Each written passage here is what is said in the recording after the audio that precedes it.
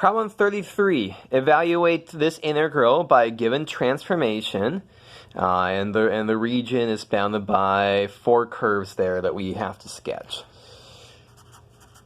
So what's going on are, so we're in the xy plane, and our 4 curves, we take a look, are here is y is equal to x, here is y is equal to 3x, then we have x times y is equal to 1, and we have x times y is equal to 3.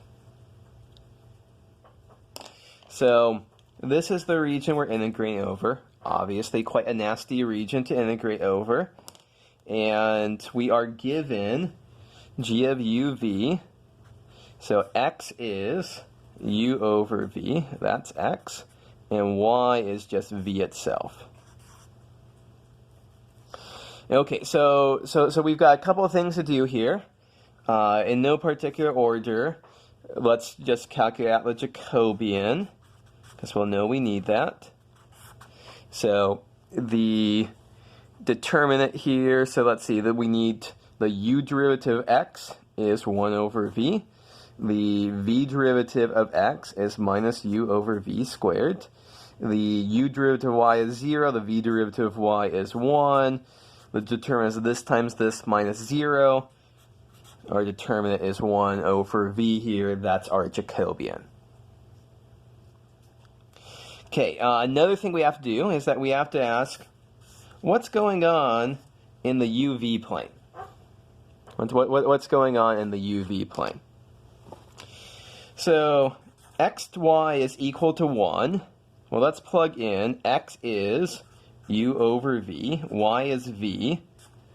So really, that's just saying that this bound here is u is equal to 1. Similarly, this bound here is u is equal to 3. So 1 and 3 right there. There's 2 of our bounds in the UV plane. Okay, let's deal with the other one here. Y is equal to x. So v is equal to u over v. So this is u is equal to v squared. And similarly, this is 3u is equal to v squared. So those are our bounds here. Those are 2 different parabolas that's coming over in here. So they're rightward opening parabolas, and we want it to be in the first quadrant here to map to the first quadrant here. So at this point then, let's write out what are our bounds here for u and for v. So we can see u is going to run from 1 to 3. V is going to run for fixed values of u from here to here. So it's not just going to be a rectangle, there's going to be a little bit of thought we have to put in here. So our 2 equations here, so we've got 3u is equal to v squared and u is equal to v squared. These correspond to v is equal to the square root of 3 over u, and v is equal to the square root of u. So square root v is equal to square root u, v is equal to square root of 3u. So for a fixed value of u, v runs from square root u to square root of 3u. Okay, so I think we've got everything that we need now to set up our integral. U is running from 1 to 3 from before. V is running from square root u to square root of 3u. And the thing that we were integrating, let's see, where did that misplace my sheet here is x times y.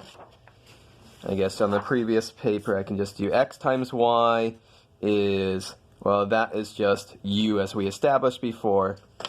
So we're integrating x times y is u. Don't forget about the factor of the Jacobian. The Jacobian is 1 over v. We don't need an absolute value sign because everything in sight here is positive. dv du.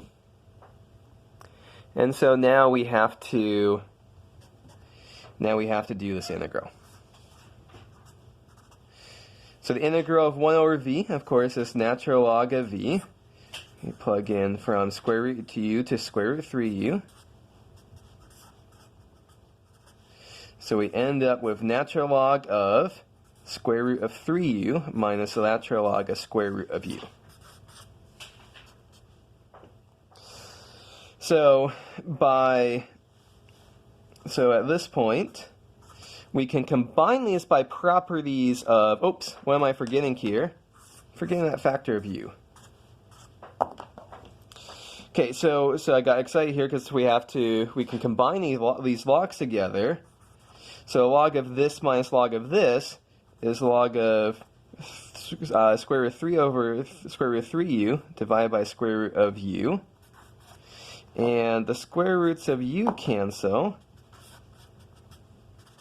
And so this is just u times natural log of square root 3 here.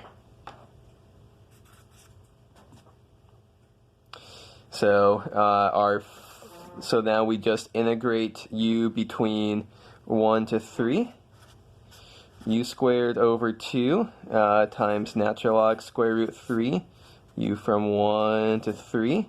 And so we end up with natural log square root 3 times 9 divided by 2 minus 1/2. We can certainly simplify this if we want to. In particular, this is log of 3 to the 1/2, and that factor of 1/2 could come down, but for our intents and purposes, we've done the calculus here. Okay, problem 34. Let W be the portion of the half cylinder x squared plus y squared is less than or equal to 4, x is greater than or equal to 0, such that 0 is less than or equal to z is less than or equal to 3y. And we want to do a cylindrical integral here if we're integrating the function z squared. Okay, so what is going on here? So x squared plus y squared is less than or equal to 4. So of course this is r squared is less than or equal to 4. It's r is less than or equal to 2. We also have x is greater than or equal to 0. And we've got z between 0 and 3y. So at some point we need to start making a list here. What's theta bounds? What's r bounds? What's z bounds? Our z bounds are handed to us on a silver platter. The one thing we have to do is that we have to convert everything in sight to polar coordinates. So this is y, remember, is r sine theta. So our upper bound here is 3 times r sine theta. Okay, for r, we have an upper bound of 2, and we don't have a lower bound, so we have to use our natural lower bound. Our r can never be negative. And so theta, there's a little bit of trickiness here going on. So x is greater than or equal to 0, so that's over here. And so you might think theta is running from minus pi over 2 to pi over 2. But there's one other implied thing here, which is we can cut out the middleman. This tells us that y is greater than or equal to 0 as well. So it's actually just in this first quadrant is the region we're integrating over. So theta is just running from 0 to pi over 2. So at this point then, we can write down our bounds, theta from 0 to pi over 2, r from 0 to 2, z from 0 to 3r sine theta, and we are integrating z squared here. So z squared is what we're integrating. Don't forget the r, the Jacobian, dz, dr, d theta. So this is the integral we have to do. Okay, so a couple of steps here along the lines of computing this. So we end up with theta is running from 0 to pi over 2, r is running from 0 to 2.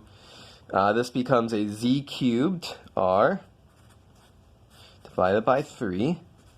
Plug in 0 to 3r sine theta, dr d theta. And plugging this in gives us an integral of theta is running from 0 to pi over 2. R is running from 0 to 2 of, so plugging in that 3r sine theta in for z, we end up with r to the 4th sine cubed of theta, and then the leftover factor, so I have a factor of 9 here, dr d theta. Note that the r, we can separate out the r and the theta, so this is really just theta is running from 0 to pi over 2, sine cubed theta d theta, times r is running from 0 to 2. There's a factor of 9 I can stick out in front, r to the 4th dr. And so this integral here, this should just be 2 to the 5th divided by 5 there. We have a factor of 9 that comes here, and the very last thing I'll just assert here is the integral of sine cubed between 0 and pi over 2 ends up being 2/3. So there is your final answer.